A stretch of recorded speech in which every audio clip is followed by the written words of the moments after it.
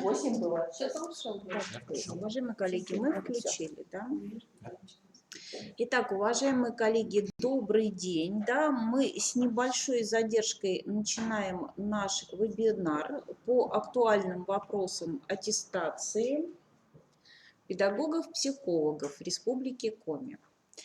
Ведущий вебинара Ныркова Светлана Анатольевна, заведующий Центром аттестации педагогических работников ГОУ ДПО КРИРО. Уважаемые коллеги, если можно, да, вот несколько вариантов обратной связи. Видите ли вы нашу презентацию? Если все в порядке, да, и презентация просматривается, то я расскажу о вопросах, которые мы будем рассматривать в рамках этого вебинара, и, соответственно, представлю тех экспертов, и вот у нас есть еще очная аудитория, которая здесь присутствует. Мы с вами успели, уже вот в чате немножко познакомиться, пока ждали вот группу психологов из Сыктывкара и близлежащих районов Республики Коми. Итак, на вебинаре присутствуют сегодня, вот кто сегодня смог, кого мы смогли собрать, два эксперта Республиканской аттестационной комиссии. Это Кузубова Жанна Борисовна и Коробейникова Елена Михайловна. То есть, разумеется, мы собирали информацию и от других членов экспертной группы, поэтому сегодня постараемся вот все позиции, все мнения, связанные с аттестацией педагогов, психологов, озвучить.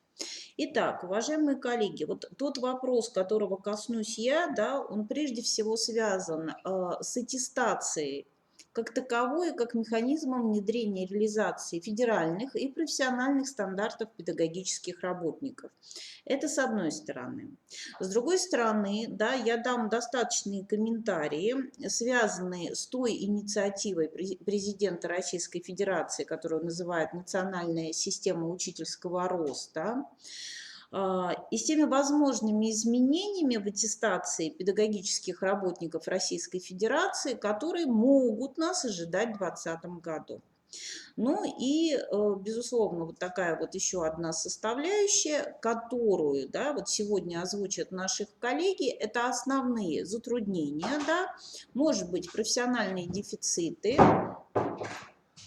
которые испытывают наши специалисты при аттестации. Итак, уважаемые коллеги, вот несмотря на то, что мне, наверное, кажется, в силу того, что этим вопросом мы занимаемся уже достаточно большое количество лет, все знают, и хорошо ориентируются в ряде нормативных документов. Но, к сожалению, вопросы нам до сих пор поступают, самые разные, поэтому основной контекст сейчас напомню всем. Аттестация в Российской Федерации регламентируется рядом нормативных документов, начиная от федерального закона об образовании, который определяет, по сути, кто разрабатывает порядок аттестации, кто определяет те комиссии, и тех специалистов, которые будут эту аттестацию проводить. В 2014 году у нас появляется еще один документ, утвержденный приказом Министерства образования и науки Российской Федерации, это порядок проведения аттестации педработников. И он претерпевает существенные изменения в связи, в соответствии со своим предшественником 2010 года. То есть вот сразу здесь я говорю, чтобы не терять времени, что на основе как раз этого документа федерального, он является документом прямого действия, у нас аттестация перестает представать в форме просто портфолио как накопитель достижений, у нас аттестация переходит в контекст компетентностный. Ну и, соответственно, на это же работает осмысление должностных обязанностей, которые отражены в едином квалификационном справочнике. Ну и, соответственно, огромный перечень профессиональных стандартов, которые разработаны, внедрены в действие или не внедрены. Если говорить о нашем профессиональном стандарте педагог-психолог, то как раз он введен в действие. На сегодняшний день даже прием на работу должен осуществляться в соответствии с этим профессиональным стандартом. Вот. Перед вами основные задачи проведения аттестации, и они могут уже нам с вами определить, да, какие требования к разным педагогам, в том числе к педагогам-психологам, предъявляет аттестация. То есть на протяжении межаттестационного периода, да, мы с вами каждые 5 лет должны продемонстрировать, как мы повысили квалификацию, да, мы должны продемонстрировать, насколько в содержании нашей деятельности, в наших профессиональных компетентностях учитываются требования различных федеральных государственных образовательных стандартов. То есть поэтому задачи аттестации уже определяют основную канву содержания нашей работы. На третьем слайде мы с вами видим перечень основ, который определил Минобрнауки России. Именно в соответствии с этими основами и только в соответствии с ними имеет право аттестационная комиссия, в нашем случае республиканская, она единая. Члены комиссии – это, да, педработники, методисты, специалисты управления образования всех муниципалитетов Республики Коми. Так вот, перед вами основы, по которым принимает решение аттестационная комиссия. Именно с опорой на эти основы были разработаны критерии аттестации, да, вот вся система оценки профессиональной компетентности педагогических работников, в том числе и педагогов-психологов. И так как профессиональный стандарт педагог-психолог был внедрен, то, соответственно, для того, чтобы снизить стрессовую составляющую, да, обеспечить преемственность профстандартам, то, разумеется, да, вот в модели аттестации педагога-психолога есть точки роста, да, связанные с профессиональным стандартом. И вот на этих составляющих мы сегодня в том числе сконцентрируемся. И если в целом посмотреть на всевозможные требования, которые предъявляются к разным педагогам, да, в связи с изменением подходов к аттестации, с появлением федеральных стандартов, то мы можем увидеть, да, что идет ориентация, да, на компетентность в целеполагании, идет измерение, да, нашей предметной компетентности, да, исследуется, как мы работаем с образовательной средой, как мы работаем с образовательными технологиями. Итак, да, если обратиться к профстандарту, его роли и назначении на территории Российской Федерации, то он рассматривается как вполне, да, такой стратегический инструмент реализации образования, что в рамках, да, оценки профессиональной компетентности педработника, да, в республике, как я говорила, из профстандарта заложены точки роста, но при этом мы четко понимаем, соотнося аттестацию и профстандарт, что не все компетенции измеряемые в рамках современных форм аттестации, ну и, наверное, не стоит, да, все измерять. Другой вопрос, каким образом это происходит, но об этом чуть позже. То есть обратите внимание, что структурный элемент профессионального стандарта – это развернутая характеристика конкретной трудовой функции. То есть от общей трудовой функции, да, к ее конкретизации. Квалификационный уровень, да, который также, да, может быть представлен в профстандарте, он задан в уровневой шкале нашего аттестационного портфолио. Я здесь немножечко поясню. То есть на сегодняшний день мы говорим о том, что квалификация и компетенция, безусловно, это понятия разные, да, то есть, но тем не менее квалификация может отражать уровень развития компетенции, да, и как таковую компетентность педагога, как готовность уже, причем реализованная готовность к осуществлению профессиональной деятельности. И, соответственно, да, вот в уровневой шкале аттестационного портфолио, да, которая варьируется от 0 до 3 баллов, условно заложено соответствие первой, высшей категории и заложено соответствие занимаемой должности. Ну, то есть буквально так, да, 0 баллов отсутствие показателя, 1 балл соответствие занимаемой должности и 3 балла соответствие высшей категории. На сегодняшний день в Республике Коми рассматривается вопрос о переходе, да, разных портфолио, да, и уровневых шкал на так называемые проходные баллы по каждой или по основным показателям. Другими словами, у педагога-психолога, например, должна быть программа или там план, да, своей профессиональной деятельности. Если педагог, претендующий на высшую категорию, да, по этому показателю не представляет ничего, да, то вот в этом случае уже играет роль не сколько сумма набранных баллов за портфолио, да, как необходимость представления такого плана для возможности аттестации на такую категорию. Уважаемые коллеги, если какие-то моменты не вполне понятны, мы сделаем следующее. Да, мы попросим эти вопросы задать вот нашим коллегам в аудитории, да, как я сказала, здесь присутствуют работающие педагоги и психологи, и либо, да, вы можете аккуратненько написать в чате, да, мне, соответственно, об этом передадут или ваш вопрос озвучат. Итак, мы двигаемся дальше. Квалификация у нас присваивается, чтобы вот все мы понимали, у нас не было никаких сомнений, аттестационной комиссии. Экспертная группа только осуществляет всестороннюю оценку вашей профессиональной деятельности. А вот уже решение принимается аттестационной комиссией, которая, как я сказала, состоит, да, из представителей всех муниципальных образований и представителей разных ведомств Республики Коми, где трудятся педагогические работники.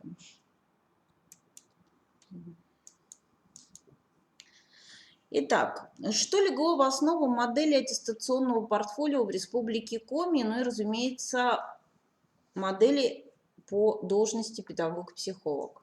Учет региональных особенностей деятельности различных педагогов с учетом типов, видов образовательных организаций или организаций, реализующих образовательную деятельность. Разумеется, федеральные, государственные, образовательные и профессиональные стандарты. Обязательным условием является нормативно-правовая база по вопросам аттестации. Ну и, разумеется, да, при разработке учитывались психолого-педагогические концепции, структуры содержания педагогической деятельности по разным должностям, что, в свою очередь, обеспечивает, да, плавный переход к любой другой форме аттестации, которая может возникнуть в Российской Федерации. В основе структуры профстандарт, так как по сути и в основе, да, нашего портфолио лежит деятельностная основа. То есть она деятельностно ориентированная, и специалистами разрабатывались и широко обсуждались ряд критериев и показателей, да, которые как раз и подразумевают вот такую структуру профессиональной деятельности. Наверное, вот здесь необходимо прокомментировать, почему все-таки портфолио, да, задает нам возможность преодолевать субъективизм, разноплановость. Давайте вспомним специфику нашей республики. Вот несколько аспектов. Во-первых, средний возраст педработников у нас порядка 50 лет. В некоторых случаях превышает его. Второй аспект, да, связан с тем, что мы территориально, да, достаточно большая республика, но при этом у нас разбросаны, да, вот жилые, скажем так, да, населенные пункты, и, соответственно, да, наши специалисты работают в самых разных точках республики. Вот как представление в современном компетентностном портфолио самоанализа своей профессиональной деятельности выравнивает, да, права и возможности каждого педагогического работника аттестовываться на разные категории. Итак, педагог-психолог. То есть критерии, которые положены в основу портфолио сейчас перед вами, их 4. Этот инвариантный подход реализован для всех моделей педагогических работников, что также уравнивает права разных специалистов. И в первом критерии, как мы и говорили, в связи с таким деятельностным подходом, представлена система деятельности педагога-психолога по разным направлениям.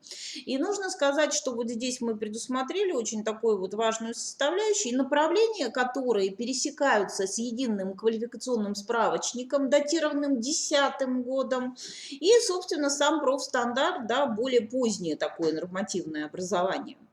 Так вот, да, вот мы с одной стороны отражаем, да, и диагностическую, просветительскую вашу работу, чуть позднее покажу, а с другой стороны мы даем возможность вот нашим, да, педагогам, психологам показывать это в рамках вот не всех, наверное, вот программ и подпрограмм, с которыми вы работаете в учреждении, а на уровне 3.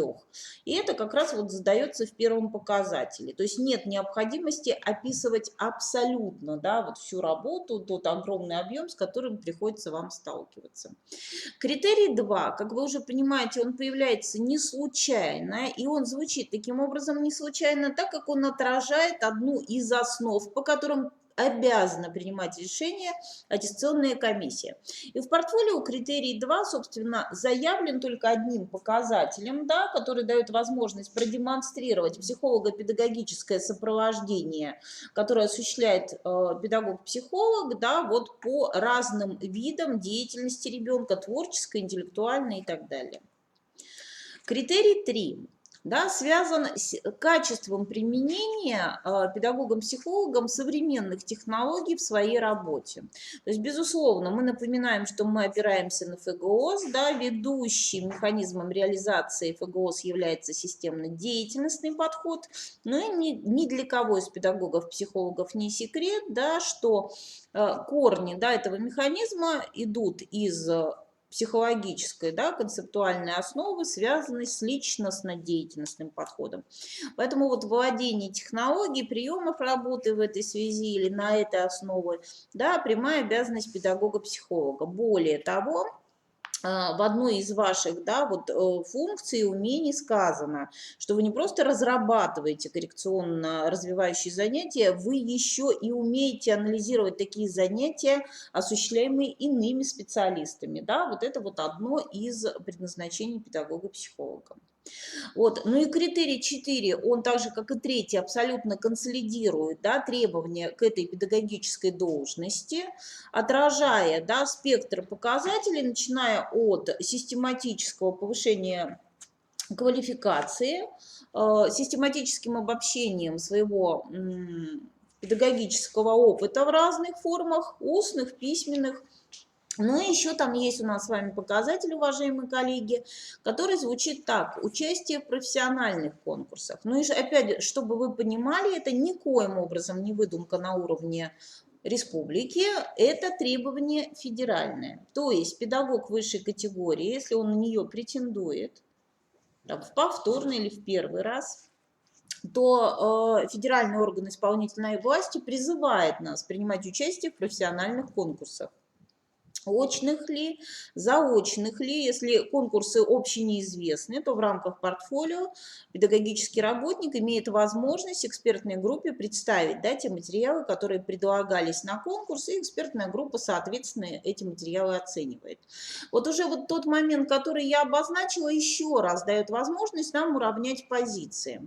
Если у педагога в силу какой-то причины, недостаточной информированности и даже, извините, недостаточной собственной заинтересованности в распространении педагогического опыта через письменные формы, да, появилась возможность где-то публиковать такой материал.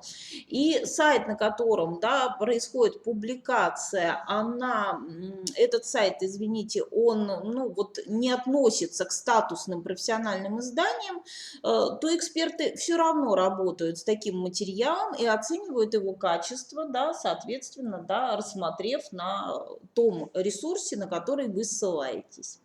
Поэтому вот здесь еще вот такая возможность прозрачности, гласности, равенства позиций, связанные с нашей аттестацией.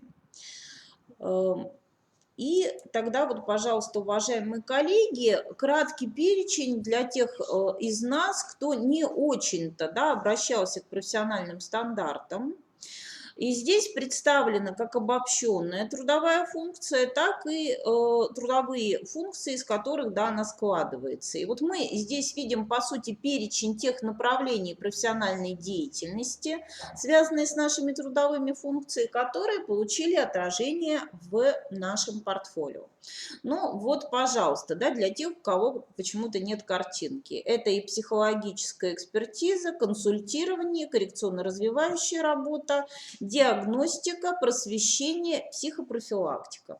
То есть я назвала в кратком таком контексте, да, более развернуто вы видите и на экране, и, соответственно, можете ознакомиться да, в разных, да, на разных ресурсах в самом профессиональном стандарте педагога-психолога. Здесь вот мы соотносим должностные обязанности педагога-психолога, которые уже появились, да, вот в разных справочниках. Мы их видим как в соотношении с профстандартом, так и в соотношении с нашим аттестационным портфолио. Вот посмотрите, да, что здесь есть. Формирование реализации планов развивающей работы с обучающимся. Разработка программ развития универсальных учебных действий, воспитания социализации. Разработка психологических рекомендаций по формированию и реализации индивидуальных учебных планов для обучающихся там, совместно с родителями, другими педагогами, с учетом, да, образовательных потребностей сторон. Разработка совместно с педагогом индивидуальных учебных планов с учетом психологических особенностей детей. Разработка и реализация мониторинга личностной и метапредметной составляющей результатов освоения основной образовательной программы в соответствии с ФГОС. Итак, уважаемые коллеги, я дальше не озвучиваю. Вот на этом слайде не случайно те должностные обязанности, которые на сегодняшний день уже рассматриваются как типовые. Да, вот типовые, поэтому обратите на это внимание, да, и так как вот справа, да, вы видите такую строку, что это отражено в портфолио, что по сути означает, да, на сегодняшний день в рамках аттестации от вас запрашиваются только те материалы, да, с которыми вы сталкиваетесь, работаете в своей повседневной профессиональной деятельности, вот, а оценивается именно качество этих материалов. Да, то есть, по сути, какие-то дополнительные, ненужные или, как кто-то говорит, лишние материалы не запрашиваются. И берется только определенный, да, контекст по определенным трудовым функциям. Итак, я вот приведу, да, отдельные умения, которые вызвало, да, вот много реакций, много вопросов, и я бы даже, вот, наверное, не побоялась этого слова, да, много потребностей в нашей аудитории, вот, в которой мы сейчас находимся.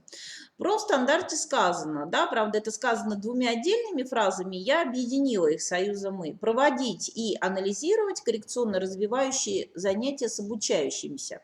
Но понятно, что под обучающимися мы понимаем и школьников, и воспитанников детских садов, детских домов. Это могут быть студенты СПО и так далее.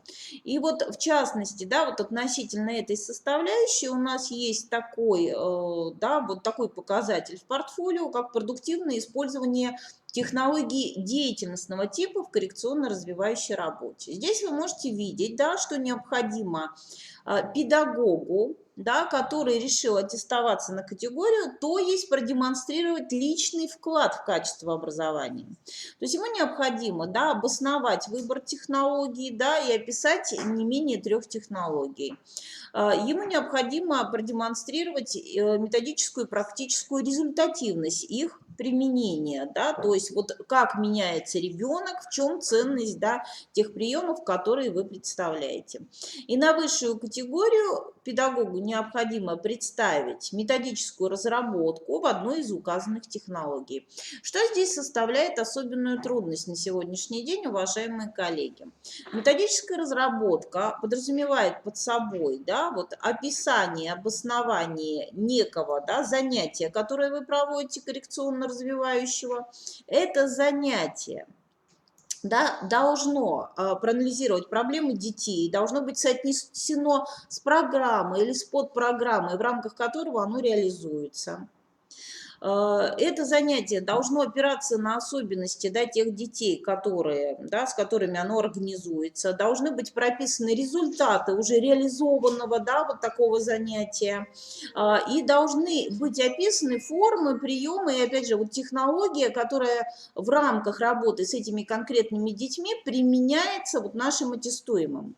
То есть здесь очень много плюсов для нас с вами, потому что если сделать вот хотя бы раз в 5 лет вот одну такую, да, да, серьезную методическую разработку, на ее основе вы можете публиковаться, на ее основе вы можете проводить мастер-классы, да, делать статьи. То есть очень такая вот серьезная составляющая. Вот. И черным шрифтом, к сожалению, не знаю, как отображается у вас на экранах, ну вот нижняя, да, запись со слов «грамотное обоснование технологий в таблице», это вот как раз требование к высшей категории, да, что подразумевается, что здесь должно быть. Вот. То есть вот такое, да, вот преломление разных подходов ФГОС, профстандартов в аттестационном портфолио, позволяющим нашим, да, уважаемым педагогам-психологам планировать свое профессиональное развитие и постепенно вот накапливать эти составляющие в свое аттестационное портфолио. Вот. Сейчас я вам скажу, уважаемые коллеги, что из себя представляет модель аттестации педагогических работников Республики Коми. Но давайте мы поступим вот следующим образом. Да? Вот что будет преамбулой к этой модели, наряду с теми, да, составляющими, которые я уже описала, вот как общие для всех педработников и особенные для педагогов-психологов. Итак, уважаемые коллеги, в 2016 году в Российской Федерации появляется инициатива президента Российской Федерации, которую называют «Национальная система учительского роста». Но вот мы с вами уже все заметили, да, и в предыдущие периоды, что вот изменения, да, в аттестации учителей влекут за собой изменения в аттестации других педработников. Поэтому мы тоже с вами должны быть проинформированы и тоже должны вот каким-то образом представлять, что нас может ожидать.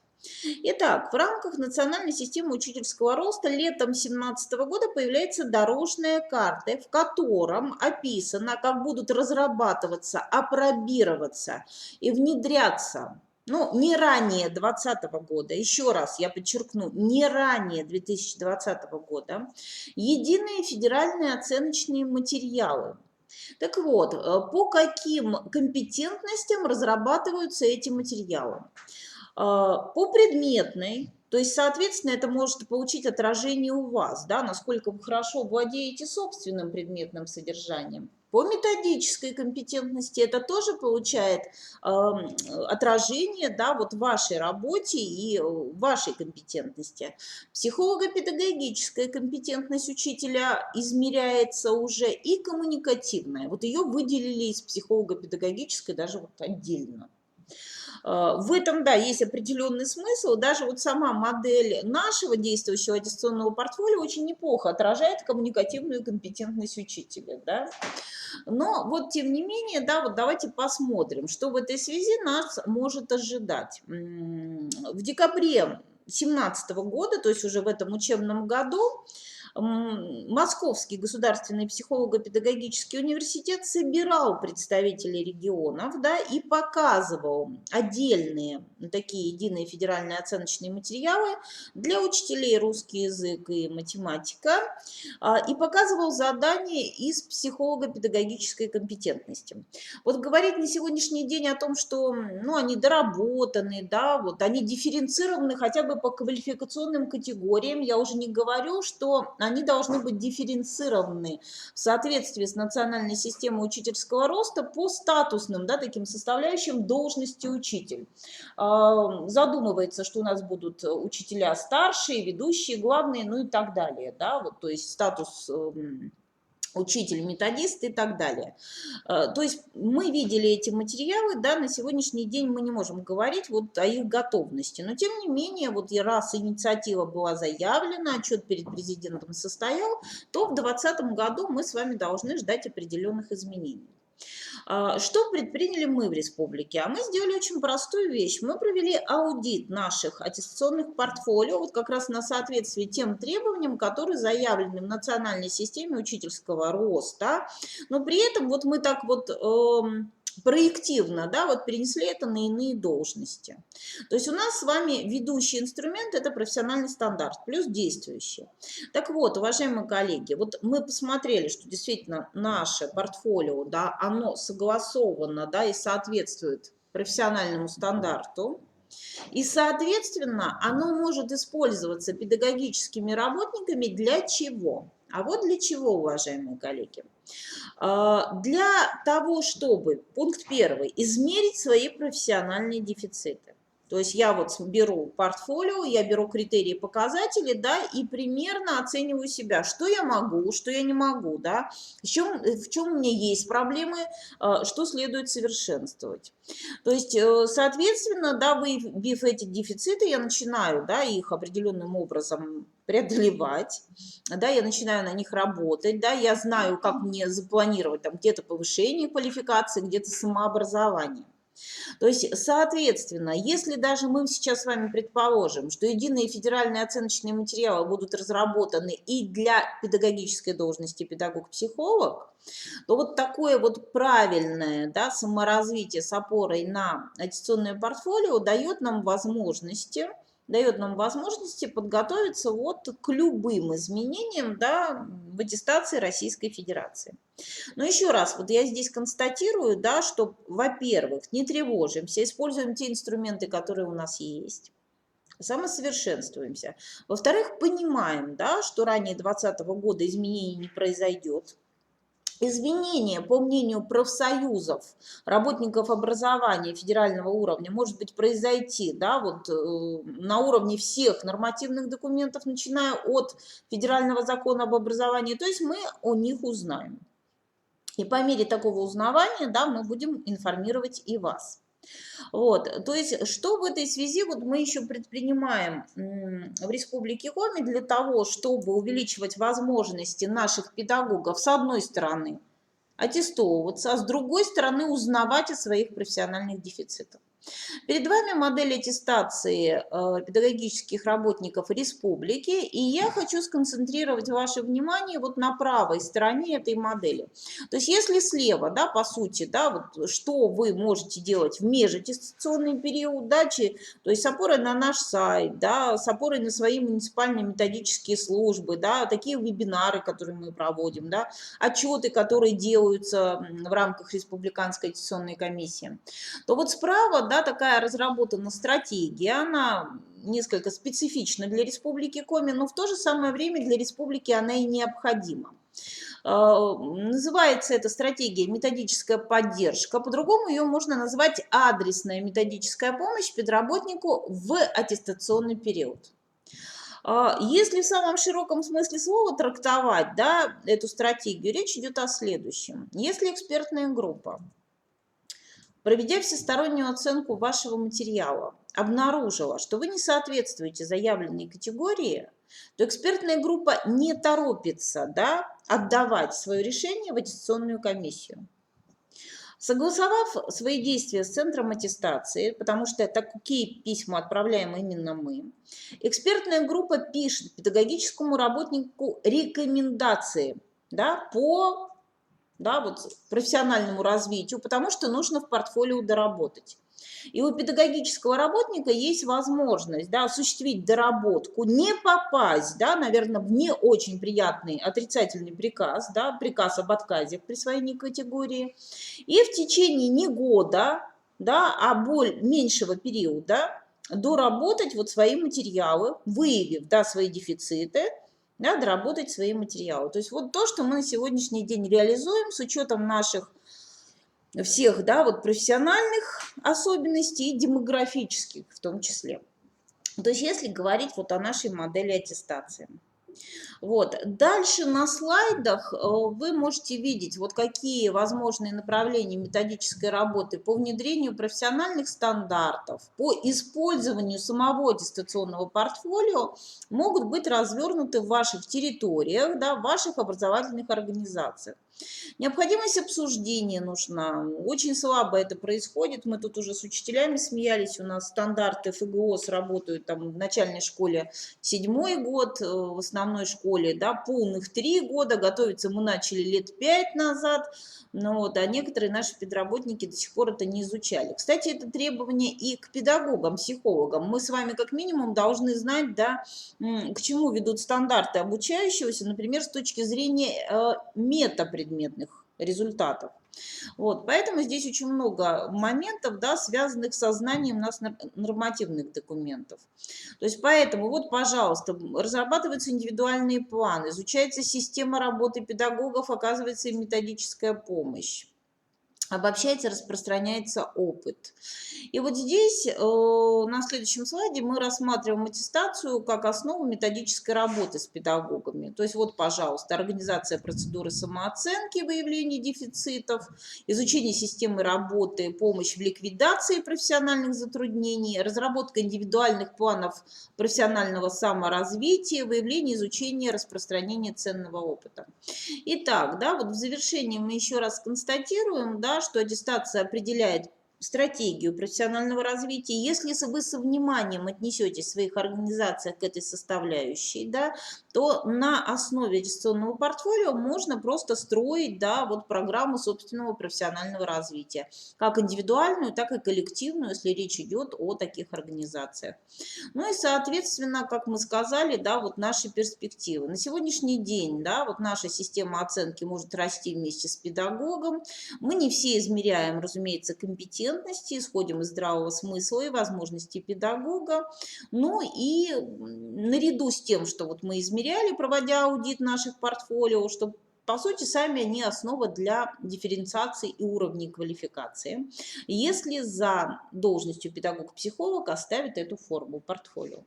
Но, тем не менее, как я сказала, мы с вами, уважаемые коллеги, с использованием этой формы будем готовиться к возможным изменениям. Спасибо за внимание и, наверное, будет справедливым, если я передам уже слово нашим уважаемым экспертам, да, так как меня уже было достаточно много. Спасибо.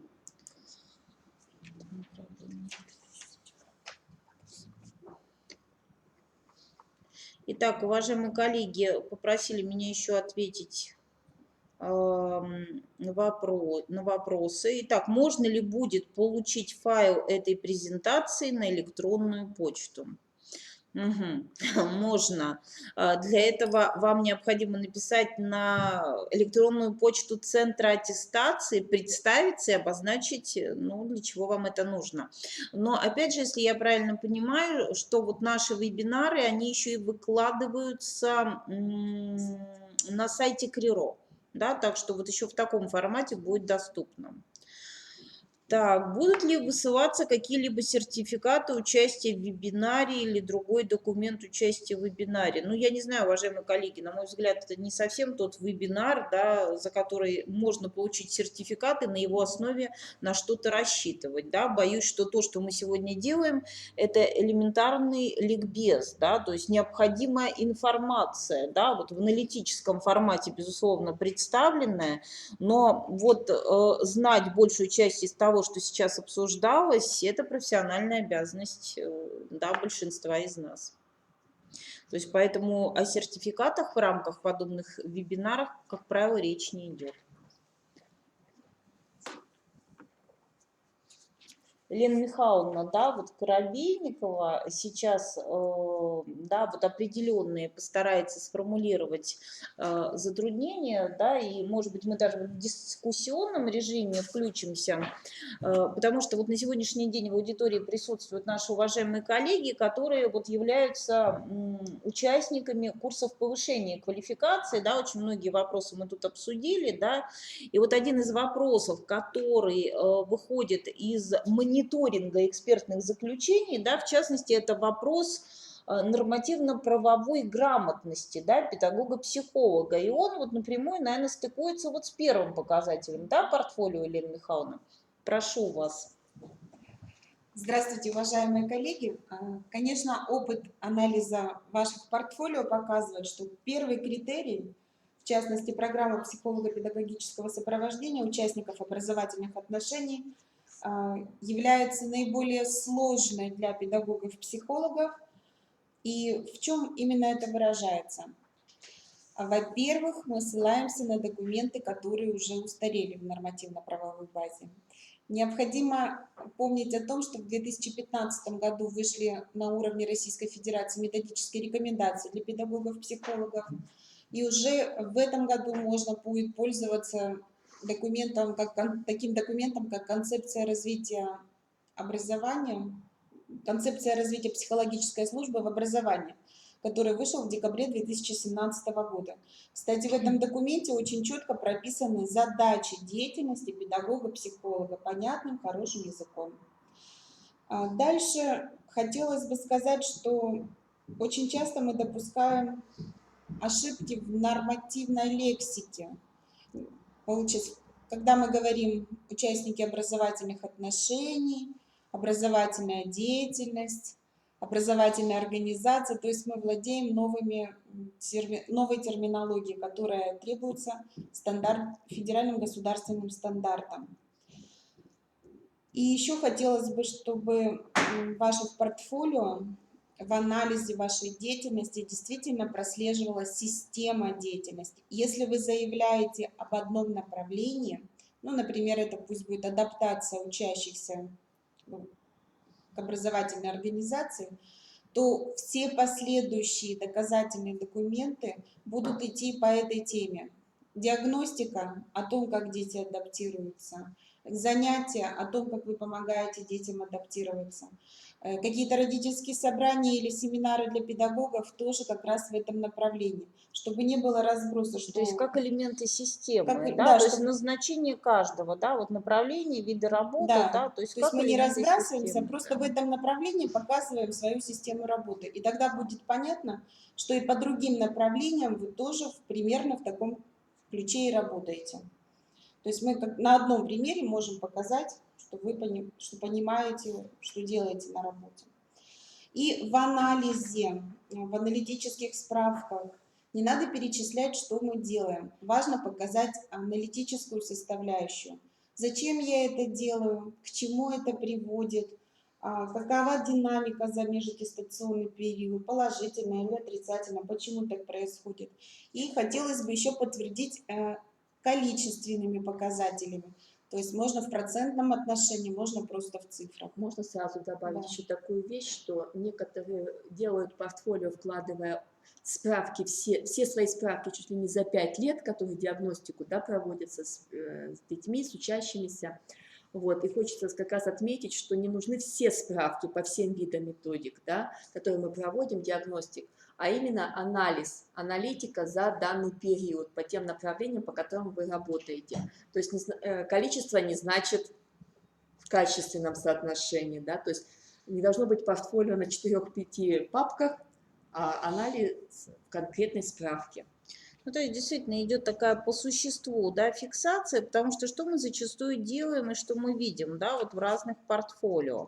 То есть прикладывается аналитическая справка, их достаточно много, но они, собственно, анализ и не освещают, В справках представляется количество охваченных детей, количество, может быть, чего-то выявленного, но по сути за этими справками не стоят, выявленные проблемы детей, как обоснование, к проектированию, к разработке программ профессиональной деятельности. Вот в любое направление можно взять, консультативная, просветительская работа, ведь за 5 лет педагог ведь что-то делал, он какие-то тенденции наблюдал, он диагностику осуществлял. То есть он мог заметить, каких проблем стало больше или наоборот, каких достижений стало больше. И это все должно быть отражено в содержании профессиональной деятельности, в ее планировании. Вот. А мы зачастую имеем портфолио как мозаичный набор каких-то отдельных мероприятий, программ, непонятно как между собой связанные, ну и что, наверное, самое странное, и непонятное, за этими портфолио совершенно не видно субъектов образовательных отношений, прежде всего детей, То есть все мы работаем в разных школах, в разных населенных пунктах, и там есть свои особенности. Вот как раз этого и не видно. Так же, как иногда не видно самого психолога за этим. То есть есть момент того, что рассматривается все об организации конкретной, о формах работы данной организации, но конкретно даже выкладываемые программы, то есть, а сам психолог там не отражается. То есть его функционал, его деятельность по данному вопросу. То есть вот здесь должно быть более четко отмечено, что он делает, для чего. То есть тот же самый конкретно сопровождение конкурса. То есть иногда в портфолио звучит, да, сопровождаю конкурсы не профессионального плана, то есть подготовка детей, там, например, конкурсом интеллектуальным, да, или развитие по каким-то показателям, а именно сопровождение детей конкурса, чтецов, там, мастерилки какие-то, да, то есть в такой области. И если психолог сопровождает, то тогда должно быть прописано, то есть что он там делает в рамках этого конкурса. То есть как он готовит детей, то есть тот же самый психологический контекст, да, что туда входит. То есть, потому что мы понимаем, что конкурс чтецов и, например, конкурс поделок, это явно не связано с профессиональной деятельностью педагога-психолога. И вот преодоление страха выступать, постановка Это уже речи, интонации, это уже, наверное, можно подключиться. Вот именно сопровождение. Эмоции, да. То есть это должно быть тогда прописано, то есть, потому что когда просто прикладываются сертификаты конкурс чтецов, при этом еще стоит фамилия воспитателя или, ну, к примеру, учителя, то есть встает большой вопрос, а что же там делал психолог? А комментарии отсутствуют. Ну да, уважаемые коллеги, вот я могу такую же аналогию привести с критерием 4. Да, вот мы, как правило, вот очень простой показатель, это участие в курсах повышения квалификации, да, и разнообразные формы повышения квалификации. То есть зачастую мы тоже заполняем табличку, да, ее даже таблицей не назовешь, потому что там перечисляется, вот был на таких-то курсах, был на таком-то семинаре и еще на 4 вот таких вебинарах. Но при этом педагог, да, претендующий на высшую категорию, по сути, заявляющий себя как педагог-методист, он не делает попытки написать, как он планировал это повышение квалификации и какие профессиональные проблемы, возможно, он решал, да, включившись в те или иные курсы или в те или иные семинары. Да, то есть какие профессиональные компетентности он развивал, да пусть какие-то профессиональные умения или даже действия, да, развивал. То есть ничего такого мы в портфолио не увидим. То же самое, вот если продолжать линию критерия 4, может касаться и наших с вами публикаций, да, то есть вы показываете в портфолио направления работы одни, а публикации вдруг совершенно на тематику, никак не связанные, да, с ранее представленными направлениями. Причем, опять же, специалист даже не пытается, да, прокомментировать, почему вдруг вот у него статья была на эту тему. На вопрос экспертной группы отвечает: а мне сказали. Ну вот опять же, да, возникает вопрос.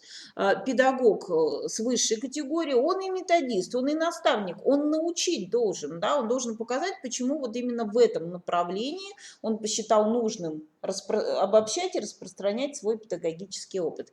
То есть вот еще раз, на что обращают внимание наши эксперты. Портфолио – это система профессиональной деятельности вашей, да, во взаимосвязи всех элементов этой системы. Пожалуйста. То есть какие-то комментарии, да, вот по показателям портфолио. Ну вот, наверное, еще такой момент, вот как раз когда говорят о системе, да, если мы заявляем, например, ту же самую адаптацию, да, мы пишем, для чего проводится та самая диагностика. То есть, и, соответственно, в коррекционной работе, в просветительской работе это должно иметь отражение. Но бывает какая ситуация, педагог-психолог пишет о том, что проводятся родительские собрания по этой теме, там консультации, да, вот эксперт открывает данный критерий, а там этой информации нет. То есть, если он как бы заявляет о том, что по данному виду деятельности как бы проводится столько-то там консультаций, столько-то родительских собраний, да, какие-то разработки, там, буклеты, памятки, то, соответственно, в подтверждающей документации это должно иметь место быть. Угу. И вот смотрите, да, уважаемые коллеги, если вы включаетесь, опять же, да, в работу с родителями, да, в работу с педколлективом, вот что можно в этой связи пронаблюдать? То есть вы должны достаточно четко отслеживать, да, в каком ракурсе вы ведете эту работу. Ну, она вот чисто просветительская, пришла и чего-то рассказала, потому что педколлектив вот про это вообще ничего не знает. Но если вы выявили у ваших обучающихся или воспитанников определенные проблемы, эти проблемы так или иначе, да, вот в их решении задействованы, да, все субъекты образовательных отношений, то, включаясь в работу, да, даже родительского собрания, вы включаетесь вот не на уровне только просветительском, да, а на уровне да, вооружение участников определенными способами, да, работы с детьми, с собой, друг с другом, да, если в этом есть необходимость. То есть еще раз напоминаю, да, вот все, что сейчас в современных стандартах заявлено как системно-деятельностный педагог, системно-деятельностный подход, извините, оно идет прежде всего из психологических концепций, описывающих личностно-деятельностный подход. И это всегда подразумевает не только, да, беседу, не только вот информирование, но и отработку, включение, да, в наработку определенных умений у субъектов образовательных отношений. То есть вот эта вот коррекционно-развивающая роль педагога-психолога, его включение в разработку разных программ, она всегда глубже, да, вот с точки зрения вот психологического обеспечения. Поэтому вот на эту составляющую тоже обратите внимание. То есть, например, пишите, провела там вот 4 собрания, они были направлены на то-то, то-то, то-то. И обратите, что не только информирование должно быть, да, то есть мы должны понимать, вот чему могли научиться наши родители. Если время собрания не позволяет этому научиться хорошо, закреплять будем действительно через какие-то буклеты, да, вот, но эти буклеты должны быть, опять же, профессионально составленными, доступными и должны позволять вот родителю или иным субъектам и самим педагогам, вооружившись ими, да, выходить на несколько иной уже уровень взаимодействия с детьми. То есть вот это вот составляющая. Итак, уважаемые коллеги, дальше вот мы можем работать уже в ракурсе вопросов, если они появятся, да, вот в рамках нашего чата. А я сейчас воспользуюсь такой паузой и отвечу на вопрос, который возник, ну вот, наверное, опять же, больше ко мне. Рассматривается ли аттестация психолога в форме экзамена? Если мы говорим о федеральном уровне, о возможных изменениях в 2020 году, да, рассматривается. Будет или не будет, я не могу этого сказать. Да, то есть потому что такой информации нет на федеральном уровне. С точки зрения разработки экзамена для педагогов-психологов Республики Коми, ну, как вы сами понимаете, если идут и разрабатываются эти подходы федеральными институтами, то мы не видим в этом целесообразности. Это с одной стороны. А с другой стороны, опять же, вы должны очень четко понимать, что экзамен в большей части это знаниевый уровень. У нас есть подходы к компетентностному экзамену, но это довольно сложно, да, и в разработке, и это довольно сложно и в реализации, потому что мы можем даже вот в рамках, да, эксперимента сейчас предложить присутствующим разобрать, да, и проанализировать некую педагогическую ситуацию, да, и, как правило, вот большинство коллег испытывают в этом затруднения. Поэтому экзамен, да, чаще всего, когда задают этот вопрос, подразумевают знаниевую компоненту. Я думаю, что она со временем будет, но прежде всего, да, будут таким образом аттестовываться выпускники вузов на предмет пригодности работы в образовательной организации. И то вопрос спорный, да, потому что, ну, не такое уж у нас огромное количество кадров, правда? Да, вот, поэтому пока так, да, пока ждем все-таки, что решит Российская Федерация, и не волнуем наших педагогов, пользуемся, как я сказала, ресурсами, да, вот той системы оценки, которая заложена в портфолио. Уважаемые коллеги, вопросы аудитории. Наша организация, у нас нет учеников своих, второй критерий, получается. То есть задают вопрос представители Центра психолого-педагогической медицинской социальной помощи. Ну, безусловно, да, у нас в каждом муниципалитете, да, или почти в каждом есть подобные центры. И коллеги говорят о критерии, связанном с выявлением и развитием, да, вот у детей способностей к разного рода, да, деятельности, интеллектуальной, творческой, спортивной. А вот здесь очень интересный вопрос, уважаемые коллеги. Вот представители как раз этих служб могут включиться и предложить альтернативу. То есть, например, вы можете в этом направлении работать с членами педагогических коллективов, что вы активно осуществляете, да? То есть, или предлагать им разработки в данной связи по сопровождению участников всевозможных конкурсов. Но так как этот критерий в портфолио не случайно, он взят из основ, по которым принимает решение Республиканская аттестационная комиссия, то мы таким образом все же находим собственное преломление, да, и показываем собственные наработки в этой связи. Вопрос был задан Андреем у нас здесь, да, но осталось только спросить, ответила ли я на ваш вопрос, Андрей. Ну, Будем считать, что да. Да, понятно, что жизнь это не облегчает, да, если мы захотим аттестовываться, то делать это придется. Но, уважаемые коллеги, если вот порассуждать так, да, иногда говорят, ой, для аттестации столько нужно, но аттестация, это вот понимаете, в чем дело, на квалификационную категорию она проходит на добровольной основе. Но другими словами, вот на соответствие занимаемой должности в своей организации вы обязаны аттестоваться. А вот аттестовываться ли на категорию принимает решение сам специалист. И если бы,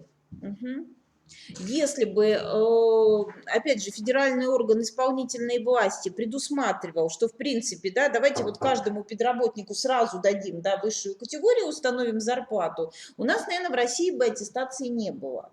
Да, и все бы жили мирно, спокойно, все бы вот было вот замечательно, все бы были одинаковые.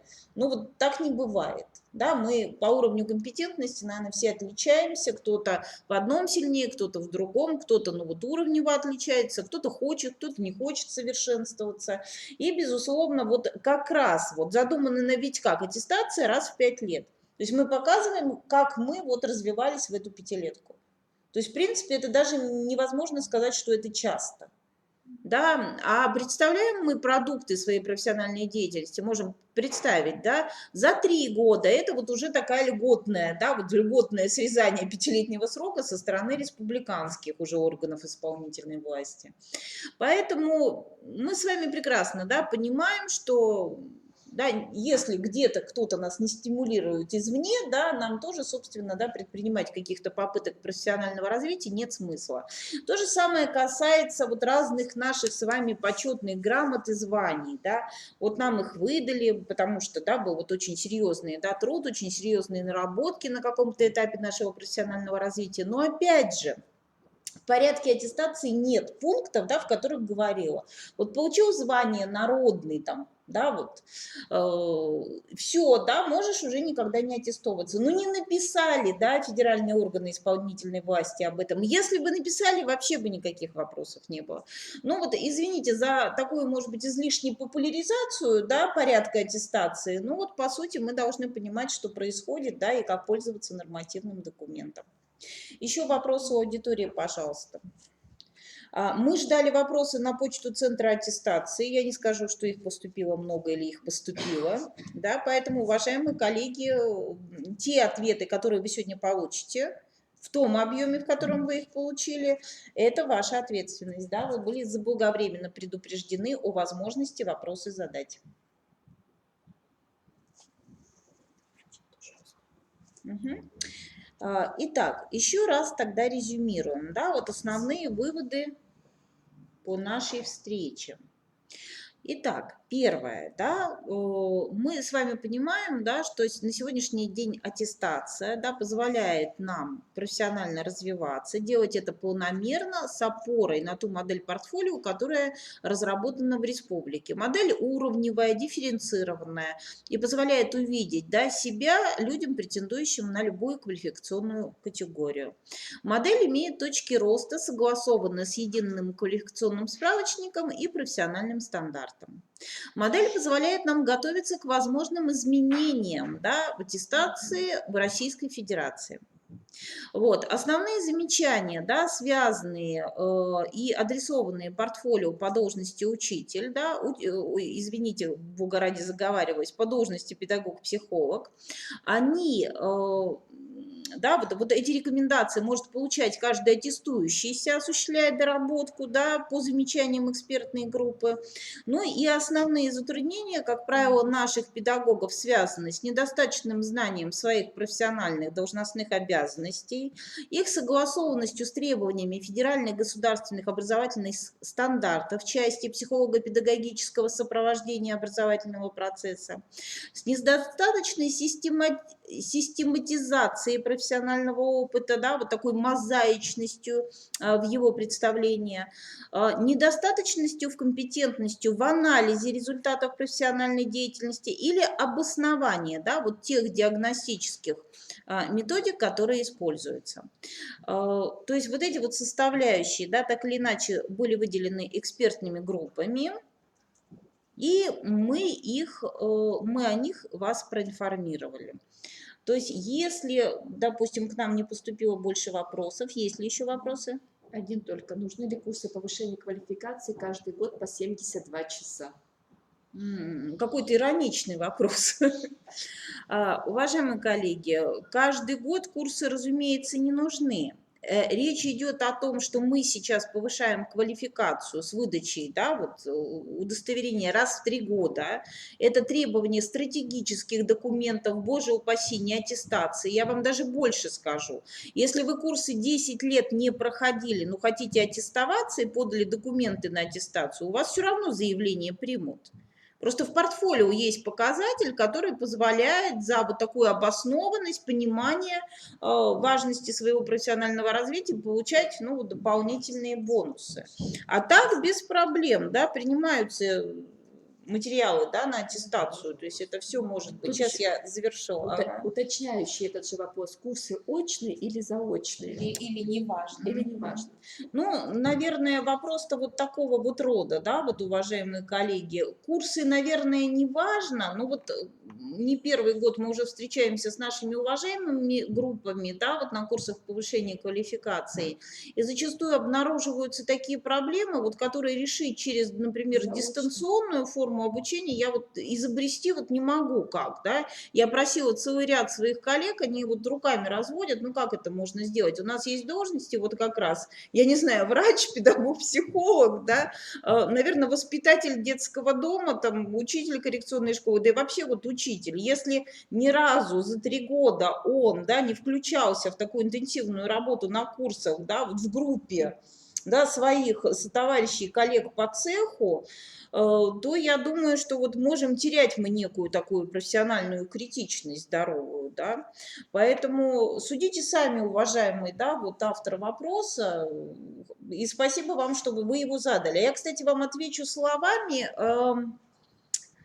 чиновников и работников образовательной организации Москвы и Московской области. Это разные регионы, чтобы вы понимали, Московская область, Москва. Но я поговорила с теми, с другими в декабре в Москве, и когда я сказала, что у нас в некотором случае, да, в некоторых случаях педагог готов повышать квалификацию не больше там 18 часов, они на нас посмотрели практически, да, вот как на людей не очень серьезных, и сказали: у нас строго, все педагогические работники раз, да, в 3 года 72 часа обязательно. А как иначе? Как иначе мы можем, да, повышать квалификацию людей, да, которые работают в образовании? Ну, вот такие точки зрения, да, в том числе, как вы поняли, коллег из других регионов. И у нас еще вопрос от группы, пожалуйста. Ну, если вот педагог-психолог не ты себя переоценил и на высшую подал, а смог на первую достать, что его ждет? Ну, действительно, такой вопрос актуальный, но формальный, да, был задан. Ну, например, педагог подает на высшую категорию. А экспертная группа говорит: ну, извините, но вот здесь у вас только на первую. Но у нас здесь благодать в республике в этой связи. Во-первых, если период рассмотрения материала, он 60 дней завершился, то педагогу скажут следующее: уважаемый, вот мы сейчас напишем тебе, где что нужно доработать, но на период доработки перепишите заявление, чтобы, не дай бог, не попасть в отрицательный приказ, да, и пока вот на первую. А вот вам рекомендации на доработку, совершенствуйтесь, пожалуйста. Поэтому все очень в этом плане гуманно у нас организовано, поэтому я и говорила о республиканской модели аттестации. Ну, был такой вопрос на понимание, спасибо за него. Еще? У нас группа очно присутствующих, да, вот, полна решимости, да, к профессиональным свершениям. Спасибо им за это. Ну что, уважаемые коллеги, да, мы тогда завершаем наш вебинар. Я хочу обратить внимание на то, что по мере поступления заявок в Центр аттестации определенные вебинары могут повторяться, но в том числе по заявкам Институт развития образования проводит семинары, ну это уже вот разновидность курсов повышения квалификации, да, такие вот модули, да, по подготовке к аттестации, потому что, ну, зачастую мы сталкиваемся при оформлении профессионального опыта с такими серьезными проблемами, да, несформированность, допустим, способности к анализу, самоанализу, да, неумение, да, там, простроить занятия, да, делаем это на уровне не больше, чем беседа, да, вот такая, то вот эти вещи, да, вот на таких экспресс-курсах, мы их делаем в режиме от 18 до 36 часов, тоже проводятся. Вот. Ну и, разумеется, люди, которые вот по вашему вопросу попадают на курсы 72 часа, они, естественно, в рамках работы в любом модуле с любым преподавателем, они тоже имеют возможность понять, да, как вот то, что мы сейчас обсуждаем, может получить отражение в портфолио. Вот, спасибо вам большое, до свидания и до новых встреч.